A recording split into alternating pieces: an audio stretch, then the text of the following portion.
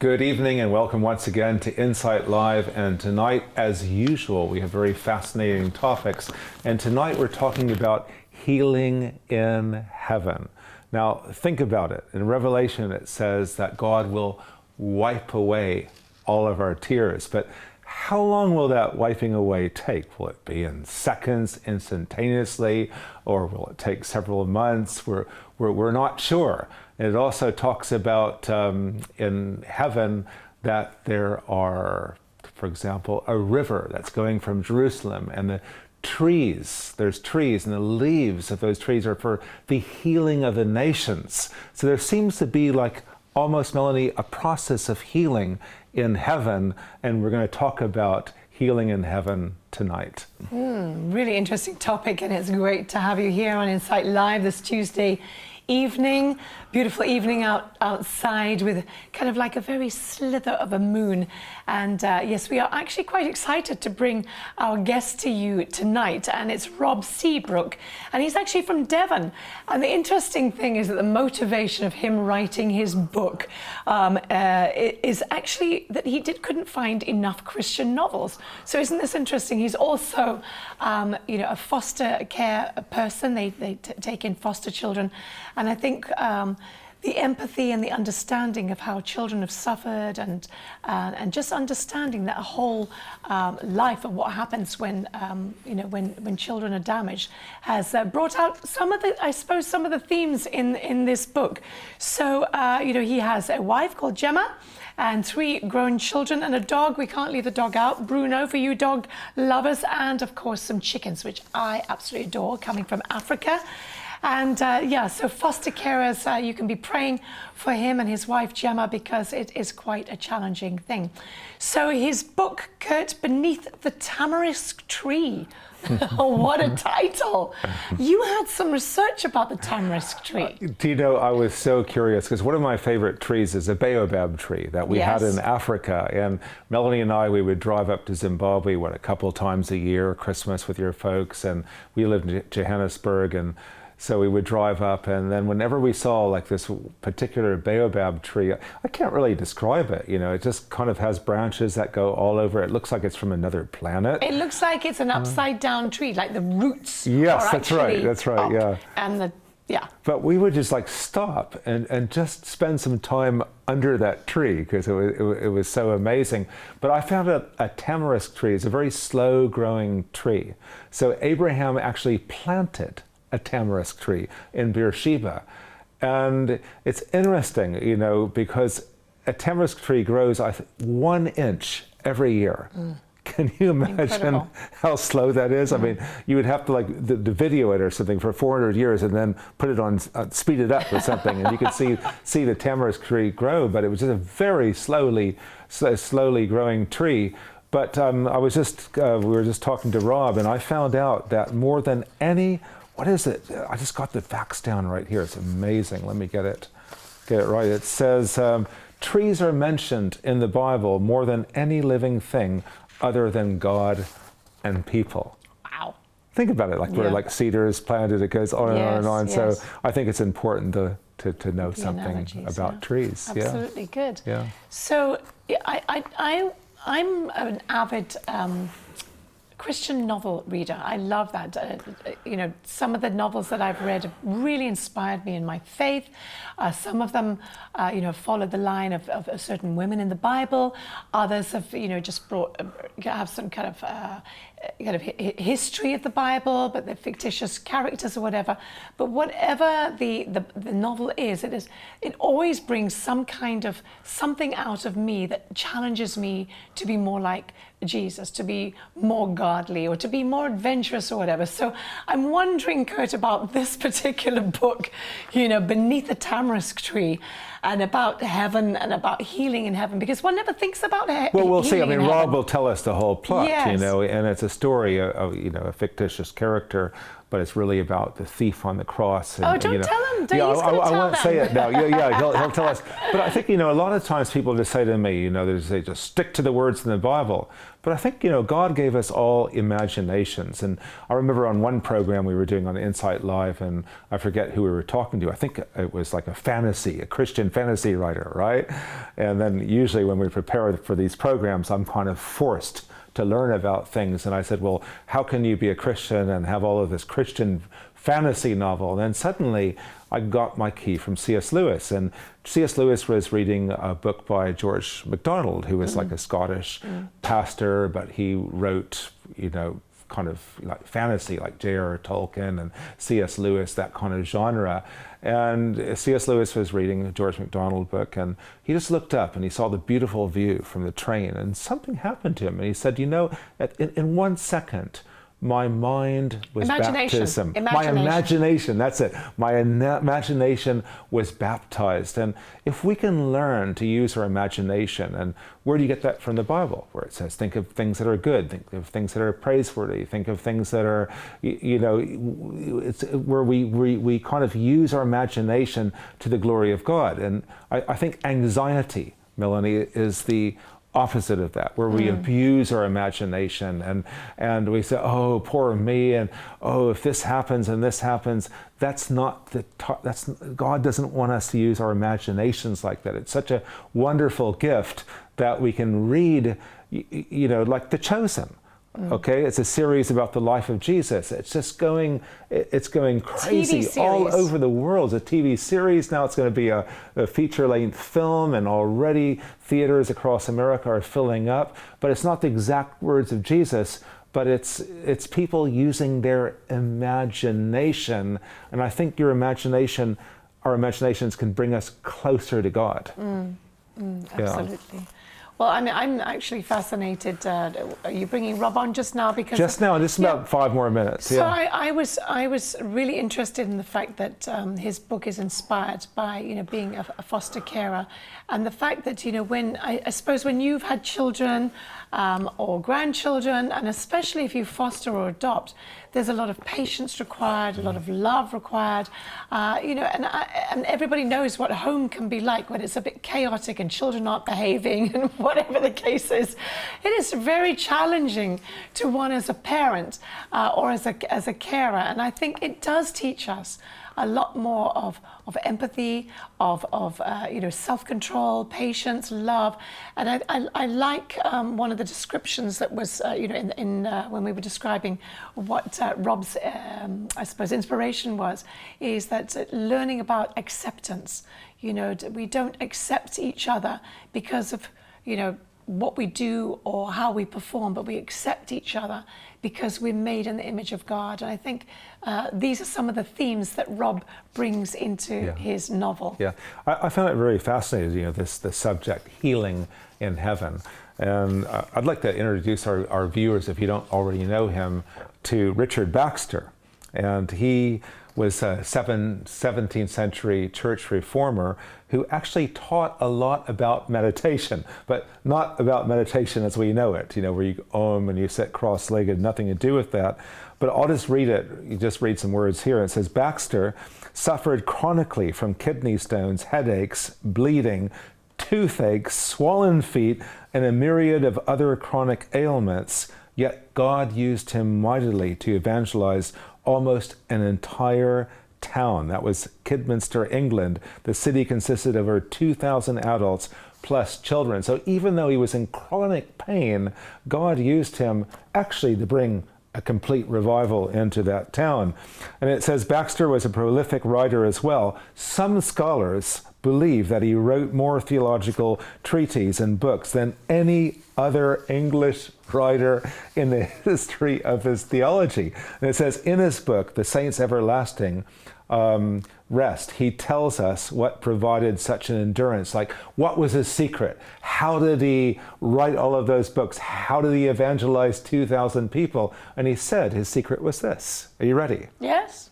Or shall we continue next Imagination. week? Shall we continue next week? No, okay, no, I'll tell you right now, for free of charge. He said, Richard Baxter committed to meditating upon heaven for at least a half hour every day. Oh my goodness. That's the only time in his life where he felt healing. Wow. Hey? Well, we do have some viewers writing in quickly, so I'm just going to touch on and some then of you we'll before go our to, guest we'll comes. go to Rob. So, Matt, you've written in about Christian novels. You said John Bunyan's A Pilgrim's Progress, undeniably a true classic. Blessings, and that's from Matt in Essex. Lovely to have you join us, Matt. Fantastic. Yeah, thank you, Matt. That is a brilliant example. Brilliant. And then we have a lovely hi, Dylan. Dylan saying hi to us and to our guest. I'll greet our guest. Also, we have an interesting thing. Jesus showed his wounds to a doubting Thomas to convince him that he, the Messiah, had risen from the dead. Could it be that Christ shall always bear our wounds as an eternal reminder of all the price that he paid for our redemption? The blood of Jesus is on the mercy seat in heaven and shall be for all eternity. For what reason would believers have any wounds in heaven, physical or emotional, as our redemption is complete? Jesus said on the cross, "It is finished." Our redemption will be fully manifested after we receive our glorified bodies. No more death, sorrow, crying, or pain. He will make all things new. Now, of course, this is what the scripture says, but our guest tonight has written a novel as if there was healing in heaven. And I tend to agree with you, and I think it's Les that's written here. But it's very interesting, because when it talks about the last chapter of the book of Revelation, it talks about the New Jerusalem. Okay, it talks about that Jesus was taken temporarily to heaven until everything that the prophets talked about came to pass, and then it would be heaven on earth. So in the book of Revelation, you see the New Jerusalem coming to earth, and God will make his dwelling with men forever. And then you see, like, Jerusalem doesn't have a river, but it talks about a river, and the river is going out to the different nations, okay, in heaven, on earth. Okay, it gets quite mysterious. It's not our typical picture of heaven. So you have this river that's going out, and on each side of the river you have trees that bear fruit, in and out of season. And it talks about the leaves of the trees are for the healing of the nations. And then you say, what, nations in heaven? What, are there kings? Are there politicians in heaven? And then it talks about the kings of the earth bringing their splendor into the New Jerusalem. And then you say, well, hold on, kings of the earth? There's kings in heaven? I was never taught that in Sunday school. And if there are kings in heaven, how do they get there? What is their mode of transportation? Do they fly? Do they, ride camels or something? Are they transported? They're transported. But it's very interesting because, a lot of times you're studying psychotherapy. And it's so funny. A lot of times people say, oh, that's not the Bible, therapy. But hey, it is. Because that word, it said the leaves of the trees are for the healing of the nations in the New Jerusalem. Not in heaven, like the intermediate state, but for, heaven on earth. And that word healing, Melanie, is where we get, it's therapeuo. Wow. That's where we get our word therapy from. That's amazing. So if you're studying psychotherapy, there's a job for you in the New Jerusalem. You'll be very busy. You'll be that leaf that will be for the healing of the nations. And of course we ask ourselves, is that healing instantaneous or does it take a time? So I'm not talking about the paradise where we go up and, Paul says, I would love to be with Christ right now. Okay? But at the same time, Paul longs for the judgment, getting his resurrection body, and having heaven on earth. Any other emails? And we'll go to Santinda, hi. Lovely that you've written in already. Healing in heaven. He said, greetings to you both. In line with your topic. Very good that you're in line with our topic. Thank you. The first scripture that popped into my head was 1 John 3:2. Dear friends, we are already God's children, but he has not yet shown us what we will be like when Christ appears. But we do know that we will be like him, for we will see him as he really is. Also, the majority of the time, if not all time, when Jesus healed someone, it was instantaneous. And if he did that when he was on earth, then we can only imagine what he will do in heaven. Blessings, Santander. Thank you. Sounds good. Santander, that's a really good scripture. Thanks so much. Good. For I think we can have your some interesting contribution. conversations. Yeah. So shall we meet Rob? Yes, let's meet Okay. Rob Seabrook. We want to just welcome him onto Insight Live. Rob, we want to just give you a warm Revelation TV family welcome. Thank you for taking your time to be with us tonight on Insight Live. We are absolutely fascinated to start this conversation. Already we've had a few of our viewers writing in going, how can there be healing in heaven? Surely it's all healed. So you're welcome to say hi to our Revelation TV family. Hello, Melanie and Kurt, and hello to all the viewers as well. It's lovely to be here. I just want to say first off, I'm so thrilled that you gave a quick name check to Bruno the dog. That's made my evening already. That's fabulous. Great.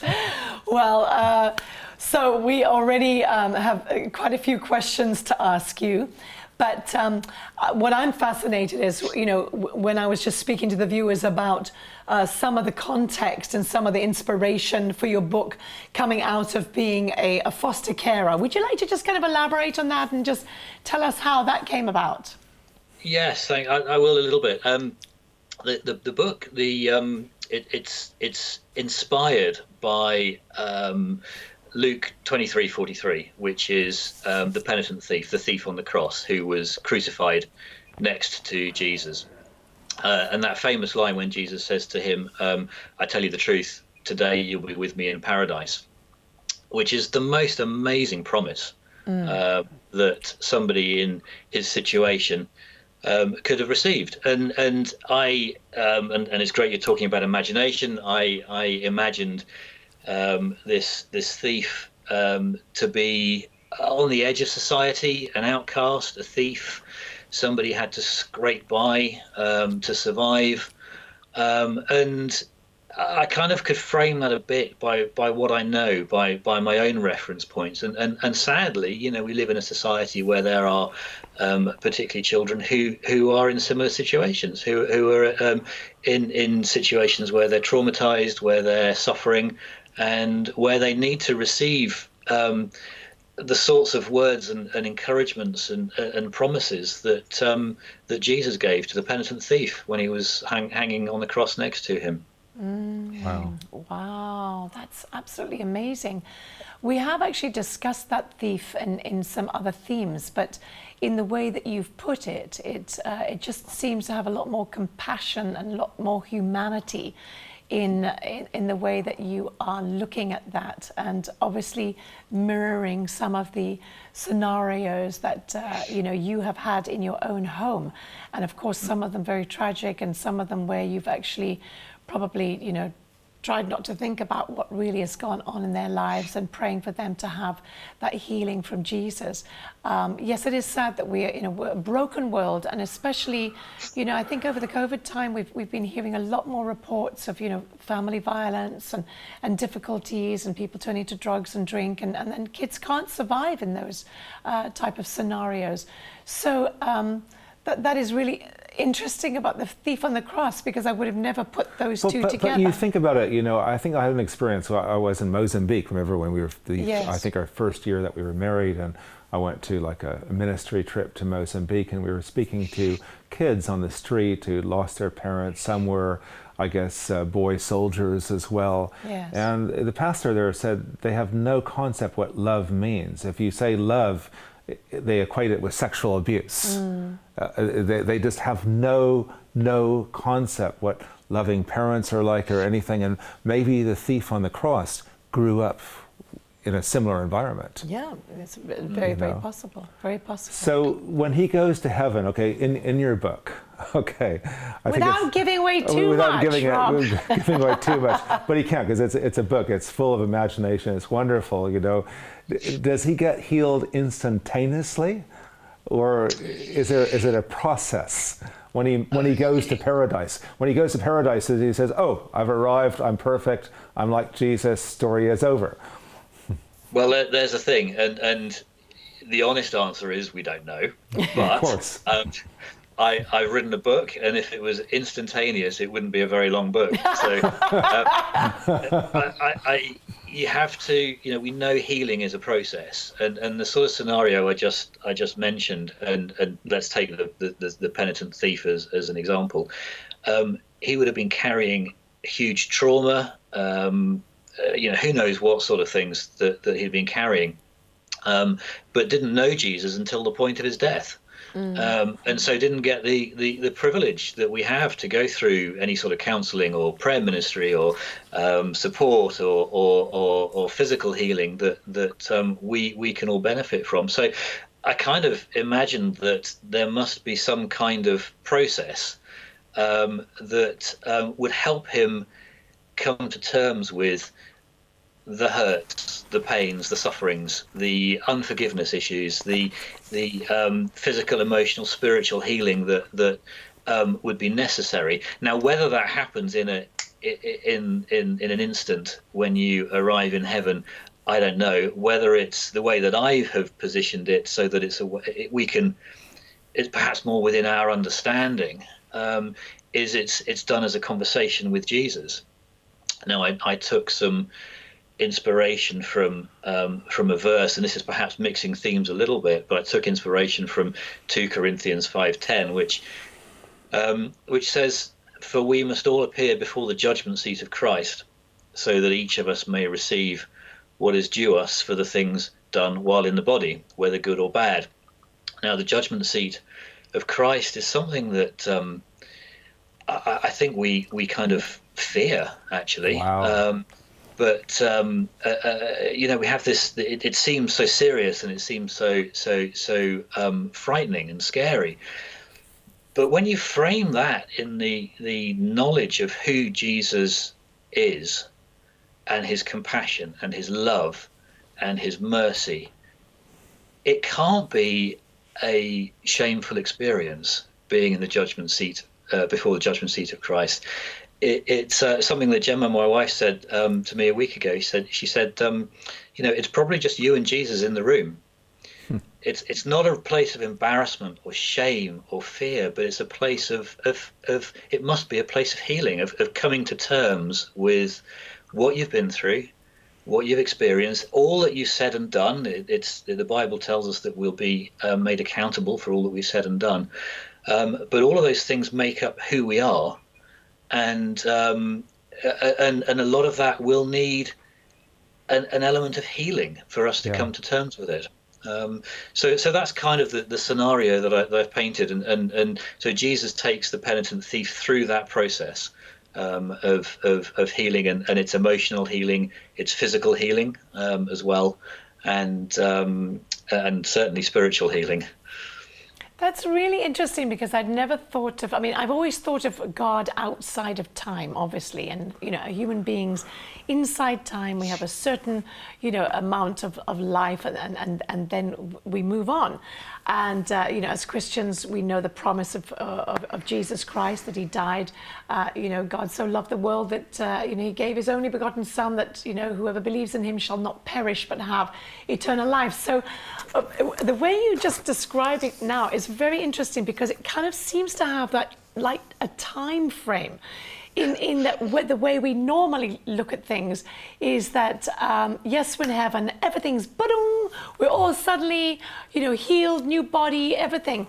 But the interesting thing, as you have described it in your novel, or the way that you're describing it to us, that is probably in your novel, is that actually there's a time that is actually stretched out, and there's a process happening, and that would be quite interesting. And I was actually imagining, Kurt, that if we are sitting in front of Christ, the judgment seat, that actually he would play back our lives in what we had deserved, and he showed what he's taken on the cross. And I think that would be a really interesting thing. Now that sounds like Revelation TV. Yeah?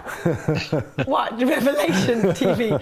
Yeah, so that's kind of, you're really prompting me to use my imagination and to think, actually, if we stretch time, and Jesus was to spend time with us, and he was to come and bring that healing balm of what we'd suffered on earth, but yet also to show us what went on the cross, on him from us. Wouldn't that be fascinating? Do you have a little bit of that in your book? Well, there's 2 points I make. One in terms of time. I think that there's a process, as I said before, whether that happens very, very fast, or whether Jesus gives us all the time that we need. But I have to frame a book in our own understanding of time. We operate within time. It's how we understand things. To think of time in heaven it can give you a headache quite quickly. Yeah. Because I actually, when I first started writing the book from a technical point of view, I tried to write the whole book in the present tense, because I thought, well, heaven is probably in the present tense. It's all happening, but I couldn't do it technically. It wasn't feasible. So, but also when you compare that healing process to actually eternity, then it probably will be very quick and very fast. Yeah. So I don't know. The other sort of thing that you just touched on, Melanie, was about dealing with about Jesus having dealt with all of these things on the cross. Yes, he did. But I kind of the thought process took me through. Well, if we won't forget them when we're in heaven, I think we'll forget the pain and the suffering, and that will have gone. I don't believe that we can feel pain in heaven, but I don't think we'll forget what happened, because otherwise it'll make it difficult to remember, to know what Jesus has done on the cross.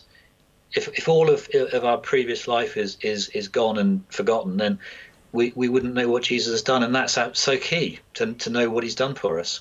And I think, my imagination takes me, and often we've spoken about this, Kurt and I and other people, is, what are we going to say to Paul? What are we going to say to Moses?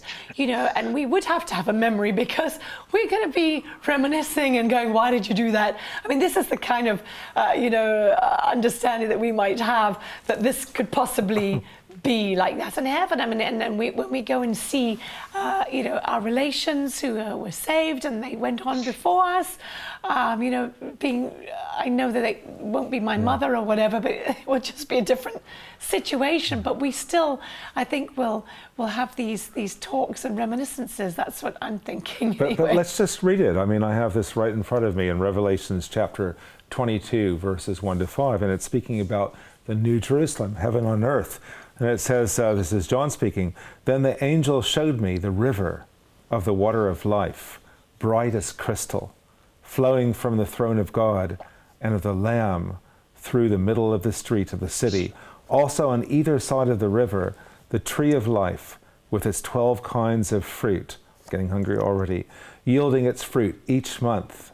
The leaves of the tree were for the healing," for the Greek word therapy, for the therapy of the nation. So it's interesting, this word therapy doesn't mean healing like Jesus healed the blind man, okay? But this is therapy. This is something like perhaps emotional healing, perhaps. It says we're for the healing of the nations. "No longer will there be anything accursed, but the throne of God and of the Lamb will be in it, and his servants will worship him. Then they will see his face, and his name will be on their foreheads, and night will be no more. They will need no light or lamp or sun, for the Lord God will be their light, and they will reign forever and ever and ever." And isn't it interesting? I never picked that up before, that word healing, therapeuo, therapein, where we get our word therapy, that there is going to be some type of healing process for us in heaven. How long that's going to take, I don't know. Well, we do have, Rob, we have some of our viewers writing in, so let's just take some of their comments right now. Dory, hi, great that you're watching tonight. I hope you're really enjoying this subject and what Rob's book is all about. And you said, "Hi, folks, I would have hoped when we faced Jesus, we would only be accountable for our deeds after we'd been saved." Shalom, Dory. Any comments, Rob, on that? About actually being judged only on what we've done after we've been saved? Good question. A very good question. I don't know the answer to that. I mean, it's a nice thought. I think one of the things that I would say is that even though we've been saved, we're still in a fallen world. We're still sinful. To an extent, we all arrive into the present heaven when we die. If we die before Jesus returns, then we all arrive there in a similar state, which is a sinful state, because we've been in this world. Even as believers, we're not perfect. I can assure you, I'm not perfect, and there's an element of us all arriving there in a similar state, and there will, I believe, be still quite a lot for us to talk through with Jesus to get sorted out and to get set straight. Amazing. Well, our next viewer has written in. Robert, you always challenge us. Thank you very much for that. And Robert has written in John 20:17, and his question is, did you know? And he says, a very good evening to you all. In John 20:17, after the resurrection, Jesus says he had not yet ascended to heaven. So the paradise Jesus and the thief went to was actually the paradise of Abraham's bosom, which was part of hell Jesus described in a parable. Did you know that? And it continues. John 20:17, Jesus said, do not hold on to me, for I have not yet ascended to the Father. Go instead to my brothers and tell them, I am ascending to the Father, and to my Father and your Father, to my God and your God. God bless you, Robert Nicholas. So, Robert, you always pick up on details that I've never even thought about. So any insights, guys, to this? When he speaks about Jesus and the thief went to was actually the paradise of Abraham's bosom, which was part of hell that Jesus described in a parable. Any comments on that? What about you, Rob? I don't even know if I can answer that. Thanks for that one, Melanie. Sorry about that. No, listen, we'll all plead ignorance, and we'll tell Robert he needs to write again. He needs to find out and write again. That is a great question. I would expect it's been the topic of debate for centuries. The whole theological subject of eschatology, in terms of where we go when we die, what happens, the present heaven, ultimately the new heaven and the new earth, when there's reconciliation, when Jesus returns. It's a massive topic of debate. What I'm going to do is, and it might be a cop out, I'm actually going to do a plug of someone else's book, because there's a book called Heaven by Randy Alcorn, which I think is it's a big thick book. It's quite a theological read, but it goes into a huge amount of detail on the theology of it, and it's well worth, if it's a topic that really grabs you, Robert, then do have a read through and look at all the different points of view that are around that topic. And even once you've done that, I can guarantee that we still won't have a definitive answer, because there's only one way that we'll find out, and that's when we get there. Yeah, can you just give us the author again, Randy for Alcorn. Of course, yes, it's Randy Alcorn. I don't know if you can see that, Randy Alcorn, and it's just Heaven. Great. Well, we also had David Oliver on Insight Live. Quite a few months ago, or last year, whenever, I can't even remember. And that was really fascinating because, of course, he lost his son. And he wanted answers. And he wanted answers, so he did his own digging. And that's a fascinating book as well. I know the Revelation TV viewers, you went crazy over that. And we had a lot of views on YouTube and Catch Up TV on David Oliver's book on heaven. All about heaven. All about heaven. Yeah. So you could check that out as well. So, Robert, you have definitely caused us to be a little fascinated with that. So if you have any more on that, please do write in. So let's go here. Okay, let's see here. All right. Okay, we're good. Let's continue our conversation. Good? Yeah. Well, I mean, what made you, you said, you enjoyed reading Christian novels and so on, but you have the right one to make up for the deficit of it. I wasn't understanding that 100%, but that's certainly where one of the things that got me writing, Kurt.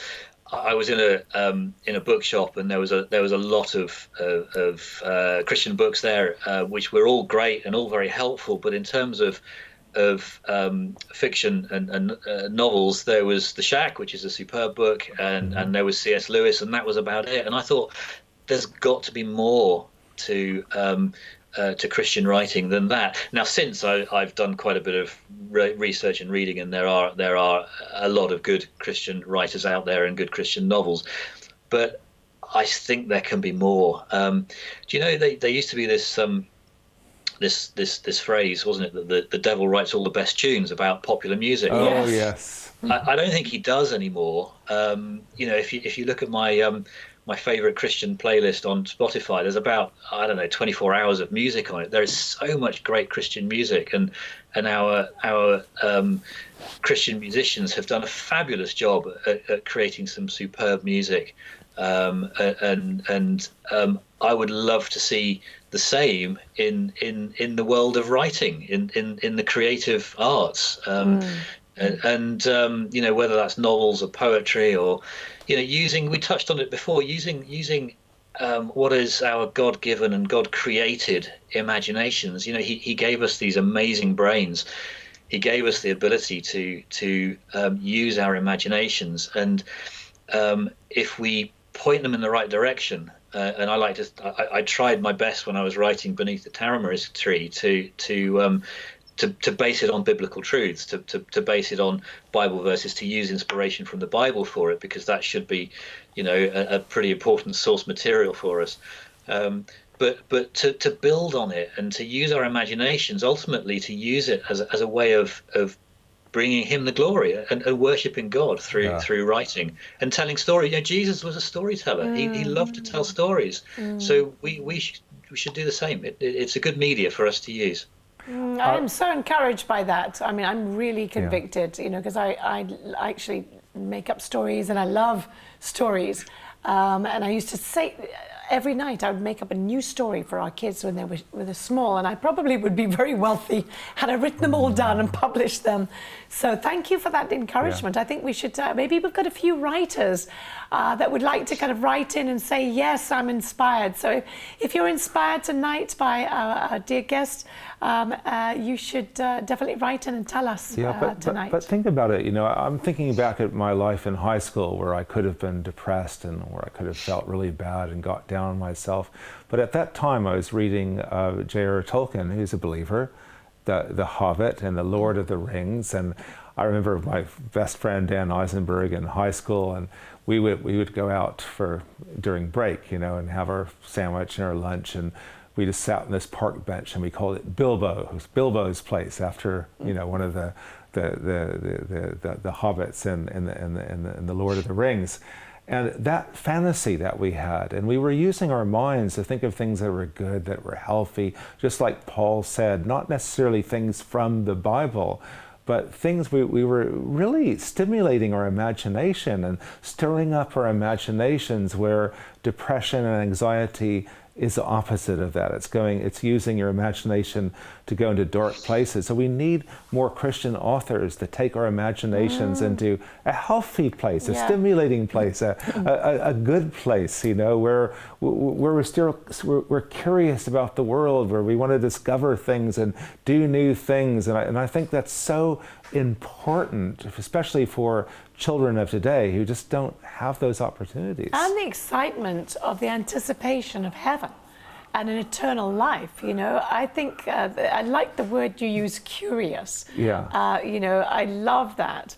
Rob, any comments on what Kurt said? And I'm going to go to one of our viewers' emails after that. I think it's great, and if we can spark a little bit of encouragement, and you guys can sort of hark back and see times when you've used your imagination and where you've been fed by your imagination is great.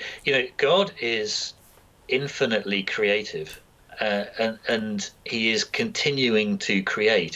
That again is a process, and we're a part of that, and we are made in the image of God, so we are also creative beings, and I think by being creative, we can reflect something of God, and we can use our creativity to build up others and to reflect the nature of God, to show people a little bit about who He is and how amazing He is, and bring people closer to Him in their relationship with Him. That's beautiful. I That like is that. really Well beautiful. expressed. Yes, I know. Yeah. We have Dylan. Dylan, thank you for writing in. This is really interesting what you've written. You said, "Dear Melanie, in a dream 3 years ago, I was before the judgment seat of Christ, naked, and Jesus did not even look at me. Christ just nodded to a tube that led to hell, and I was so afraid of the Lord that I ran and jumped into the tube that was like a swimming pool tube, and my mother was standing next behind me, and she was also sent with me to hell. And you are correct that it was done in a private room, because that is what I saw. And then shortly after this dream, I was saved." And that's Dylan from Londonderry. Dylan, we I'm glad you are were so saved. delighted that you were saved, and we are so waiting to celebrate with you your baptism, so your water baptism. So you need to be letting us know when that's going to happen. Rob, do you have any comments to Dylan? What an interesting and scary dream. It's certainly scary,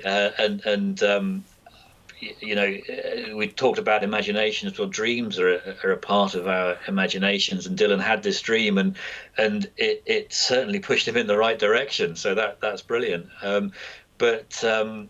Dreams, but it starts to then sort of using we have words, we have prophecy, we have pictures. We can use these things and dream. We can use them to bring our to build on our relationship with God, which is obviously what happened with Dylan in a major way, in a very dramatic way. So that's amazing. Yeah. So Keith has written in, and he says, "Hi guys, one question that troubles me," this question also troubles everybody, I think, "is how can we be joyful in heaven if our parents or loved ones aren't in heaven?" I was just thinking about that today. I always think about these things. I have no idea. Well, let's give Rob an opportunity. What do you think? What do you have to say, Rob? It's a really difficult one. I thought about addressing it in the book because there is a scene where the main character does meet one or two people from his previous life. Obviously, his previous life wasn't always a good experience, so that in fact brought some challenges, and particularly dealt with the issue of forgiveness, which is really important. But I do have the character in the book asking Jesus the question, what about the others? And as an answer, I dodged the answer, I'm afraid, because I had Jesus talking along the lines of, well, that's not for us to worry about. That's for him to worry about, because I don't have the answer, and I can't put those sorts of words into Jesus's mouth. So I've got to be honest in the way that I dealt with that. But it's a very challenging question. Yes, it absolutely is. I've tried to figure that out and have no answers unless he anesthetizes your mind and causes you to forget those things, but I don't think so. Yeah, I just think it's the character of God that if with him there is complete joy, complete acceptance, a complete love, I think somehow, we can't even begin to understand what that feels like. I know people who are on drugs say, I'm sure heaven's like that, or whatever the case is, except for the bad parts of it. So I think it's something that's unfathomable. And, as you say, it's just hard to explain. We do have Robert again.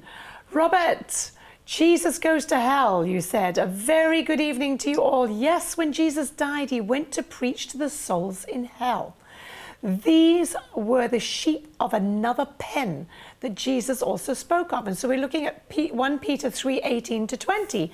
For Christ also suffered once for sin, the righteous for the unrighteous, that he might bring us to God, being put to death in the flesh, but made alive in the spirit, in which he went and proclaimed to the spirits in prison, because they formerly did not obey when God's patience waited in the days of Noah, while the ark was being prepared, in which a few, that is 8 persons, were brought safely through water. Robert, you are looking for theological questions now. Okay. I'm sure Randy Alcorn deals with it in his book, but yeah. Any comments, Rob, on that? I kind of wish I had Robert as a theological sounding board for me when I was writing the book. I think we could have come up with some really quite good ideas there. Yes. But, you know, these are all things, and of course I studied this when I was at, you know, theological school, and nobody had any satisfying answers to that. Even if you look at, like, the NIV Study Bible, for example, you know, you'll see the footnotes on that with various interpretations. It's one of those things that anything you say is debatable on that. Well, you know, when I look at this and I think about why is it mentioned that Jesus went to hell and preached to those that were captured there? He wouldn't do that without having some kind of plan or idea, or, you know, wanting to bring or offer salvation to some others. So it's a very interesting thing. Well, in a sense, hell hasn't, the kind of hell that Revelation... It's not finished. It's not even, it hasn't even been invented yet. Yeah. That's... So I think that passage that brings some clarity that Robert's talking about, that's more like Gehenna, that's more like Hades, that's more like, you know, the Abraham's bosom type of thing, you know, the waiting room, you know, so to speak, how the Jewish people understood it. So it's not hell as we understand it in our culture, where you're roasted on a spit for all of eternity. Yeah. But even that gnashing of teeth, where Jesus is talking about Gehenna and everything, that was a dump outside of Jerusalem, and all the dogs were there, you know, and there's a lot of gnashing of teeth. So when Jesus speaks about hell, sometimes he talks about it as fire, but sometimes he talks about it as utter darkness as well. So it's one of these things where when people say, well, Jesus spoke about hell more than heaven. Well, slow down. You know, is he talking about hell as we know it, the lake of fire, you know, that's going to take place after the judgment? Is he talking about Gehenna? Is he talking about, you know, it's one of those things that takes a big fat theological book. And even then, they're not going to come up with, I mean, I did a whole paper on this on seminary, and obviously I couldn't come to a definite conclusion. I just got frustrated. I just think the idea is that God doesn't want even one to fall away or to be lost. That's the heart of God. What do you have to say, Rob? Comments on this? Mm-hmm. I'd back that up entirely, Melanie. I think you know, it sometimes when we do get bogged down in some very complicated concepts and theologies, we just need to go back to the fact that we have a loving Father. He wants good for us. He wants us to be saved. He wants us to be restored into his presence. That's his heart. That's the heart of the Father. And that's a great one to cling on to. Well, we are having now some interesting emails coming in response to what's been said. And so Chris from Penzance, lovely to have you watching tonight. Jesus did not go to hell. Chris from Penzance, Jesus did not go to hell, but only around the surrounds. Abraham's bosom, I believe, God bless. Okay, that's an interpretation. Yes, it is. Yeah. Who have we got here? A book to read. A very good evening to you all. Oh, this is Nicholas again. If anyone wishes to learn more about the many other aspects of the Bible, not just about Jesus ascending to hell, then my book, The Christian Guide to the Bible, is free to read online. Just Google it to find it. God bless Robert Nicholas. Sounds okay, easy. so there we go. Free book, The Christian's Guide to the Bible. Wow.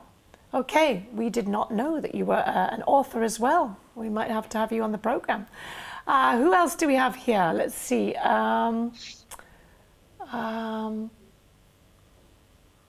Yes, I can't actually understand that. Okay, let's go to Kevin. Kevin, great to have you writing in.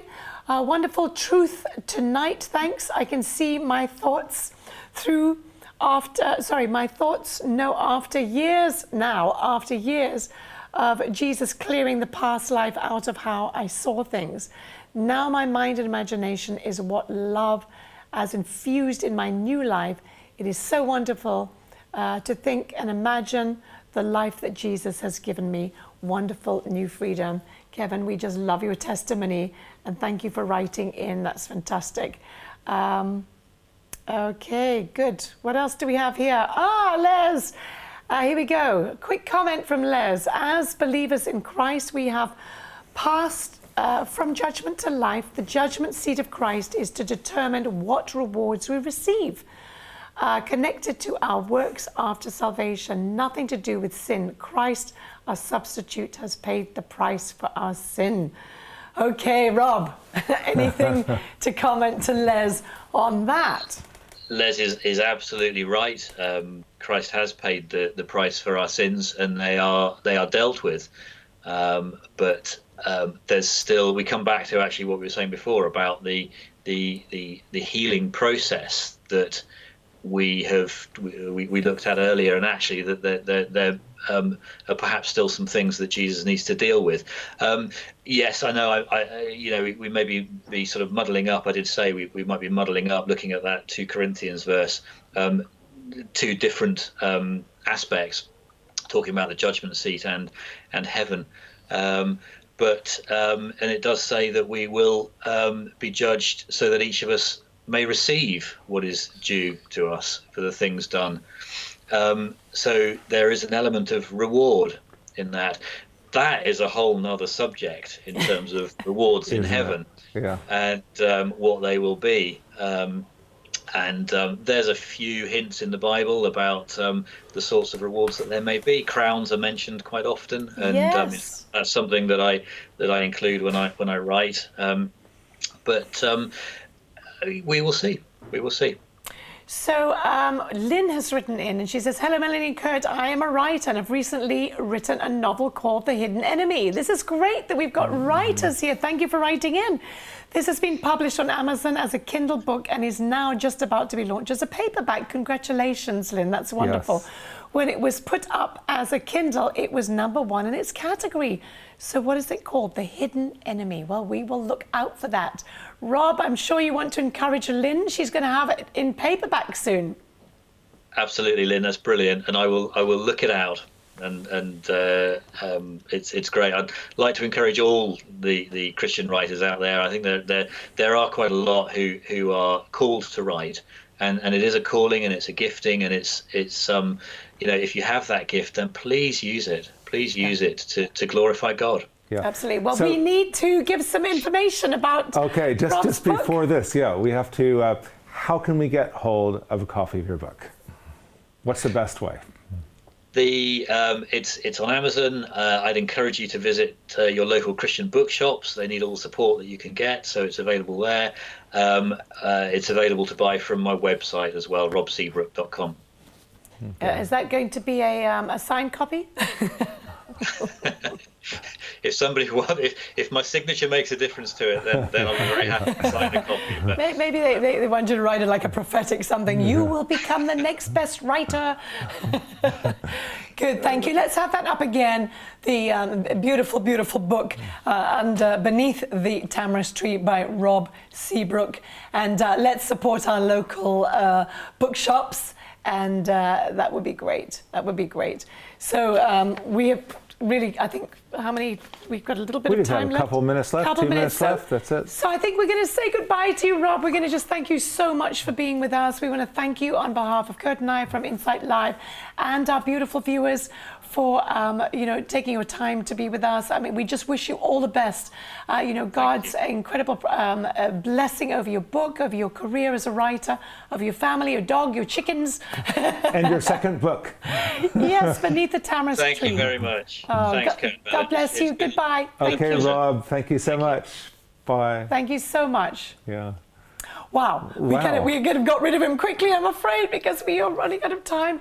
Thank you so much for writing in. It's been really an excellent time of great interaction with you as the viewers. So thank you so much. Yeah. But I really enjoyed tonight. It's because we all are forced to use our imaginations, and we all have concepts. Like, for example, I think N.T. Wright, he's a great theologian, and he said a lot of times when he talks about heaven from the Bible, people get angry at him because they say that's not in the Bible. And I use to challenge all of my students, tell me about heaven from the Bible, and not a single one could tell me. Especially when you get to the New Jerusalem and it gets a bit strange and science fiction sounding almost. Do you have one more? Well, Robert actually said something very interesting. He said, when studying the Bible, believe the Bible. Don't believe what you've heard about it, but believe and let the Bible interpret the Bible.